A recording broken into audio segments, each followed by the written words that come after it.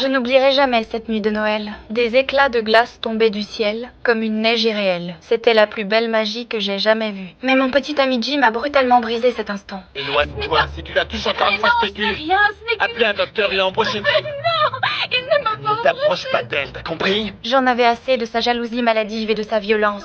Jim, je ne t'aime plus. Je veux que tu t'en ailles, d'accord? Alors va-t'en. Je t'ai déjà dit de fiche le camp. Qu'est-ce que tu as? Son visage s'est déformé de rage. Pendant ce temps, Edward errait dans les rues, détruisant frénétiquement ses propres créations. Les voisins qui l'admiraient autrefois le traitaient désormais de monstre. Ma mère et moi étions mortes d'inquiétude pour lui.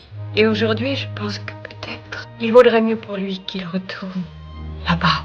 La police n'a pas tardé à arriver. Edward s'est réfugié chez moi. À cet instant, nos regards se sont croisés. Et pour la première fois, j'ai vraiment compris ce qu'il ressentait.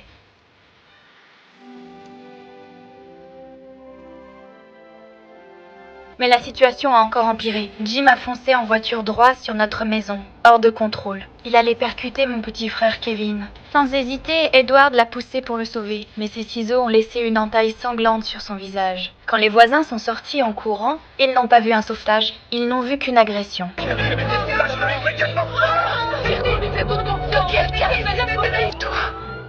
Edward s'est enfui jusqu'au château. Ce que j'ignorais, c'est que Jim l'y attendait déjà, armé.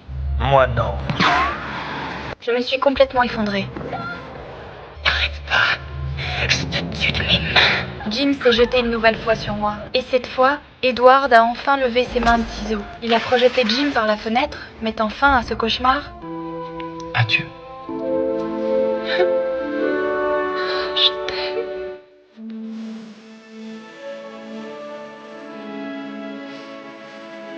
Quand les voisins sont arrivés, je leur ai dit qu'ils s'étaient entretués. Depuis ce jour, chaque hiver, la neige retombe sur la ville. Et moi, je sais que c'est Edward qui pense encore à moi.